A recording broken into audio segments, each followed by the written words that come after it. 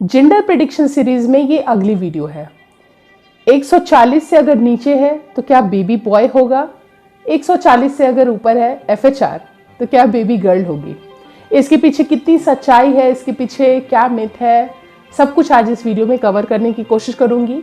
क्योंकि जैसा कि मैंने पिछली वीडियो में आपको बताया था, अगर आप वो वीडियो नहीं देखे हैं सीरीज़ का तो एक बार ज़रूर देख लीजिएगा। मेरी 2 प्रेगनेंसीज़ का अनुभव है और दोनों प्रेगनेंसी को एज अ कंपैरिजन मेरे साथ जो भी हुआ वो आपको इस जेंडर प्रेडिक्शन सीरीज़ वाली वीडियोज़ में सारे तरह की वीडियोज़ मिलेंगी। तो सबसे पहली बात, FHR अगर ज़्यादा रहता है 140 से तो लोग ऐसा सोचते हैं कि गर्ल होने के चांसेस है।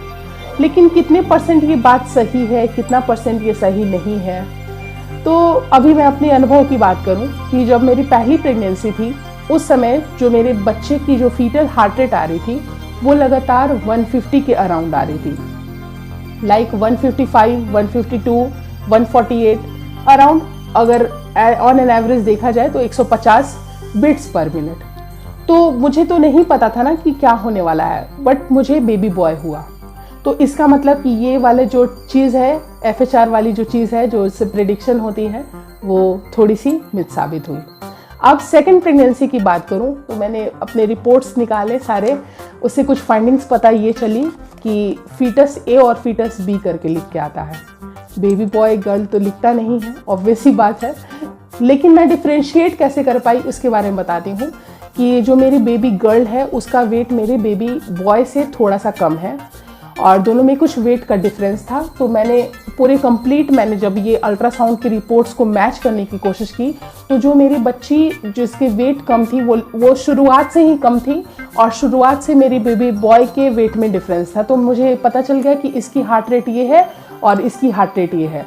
तो मैं बेबी बॉय की बात करूं तो बेबी बॉय की और बेबी गर्ल की दोनों की स्टार्टिंग की जो हार्ट रेट थी वो बहुत हाई थी।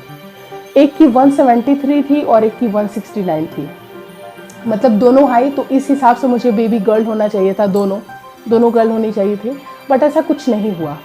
फिर दूसरी अल्ट्रासाउंड हुई, उस समय भी चेंज होके वो रिपोर्ट आ गई 155 पे आ गई और एक की आई थी 168 पे आ गई। इस हिसाब से भी मुझे बेबी गर्ल्स होनी चाहिए थी, दोनों गर्ल्स, बट ऐसा कुछ भी नहीं हुआ। जब तीसरी बार अल्ट्रासाउंड हुआ उस वक्त मेरे बेबी बॉय की जो हार्ट रेट आ गई थी 148 आ गई थी और मेरी बेबी गर्ल की 150 आ गई थी।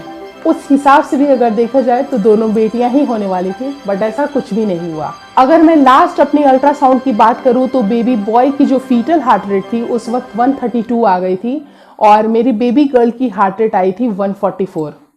इट मीन्स कि एक 140 से ज़्यादा है और एक 140 से कम है। तो लास्ट तक आते आते मेरे साथ ये सच बैठ गई। लेकिन ज़रूरी नहीं है कि सारी प्रेगनेंसी एक जैसी ही हो, सारे लोगों के साथ ये सब कुछ मैच बैठे, क्योंकि मेरी पहली प्रेगनेंसी में तो ऐसा कुछ भी नहीं हुआ था। तो मैं ये कैसे कह दूं कि ये जो 140 और 140 का जो ये डेटा का जो प्रेडिक्शन है वो 100% सही होगा।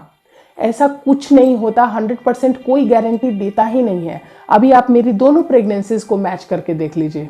है लास्ट वाली जो अल्ट्रासाउंड रिपोर्ट है या फिर अगर आप नियर टू डिलीवरी है उस समय आप फीटल हार्ट रेट से थोड़ा सा मतलब गेस कर सकते हैं, या फिर आप उस वक्त गेस कर सकते हैं जब आपके पेट के ऊपर जो फीटल हार्ट रेट को मॉनिटर किया जाता है, जब आप डिलीवरी रूम में जाते हैं या फिर आपकी जब मतलब अराउंड अब डिलीवरी होने ही वाली है उस समय भी आप जब नर्सेस पूछिएगा कि कितने बिट्स आ रहा है वो अगर आपको कुछ गेस करके बताएंगी ना तो आप मन ही मन ये जान जाइएगा कि आपको क्या होने वाला है। क्योंकि एक प्रेग्नेंट लेडी है वो पूरे 9 महीने ये चीज़ें चलती रहती हैं, लड़का होगा कि लड़की होगी, लड़का होगा कि लड़की होगी।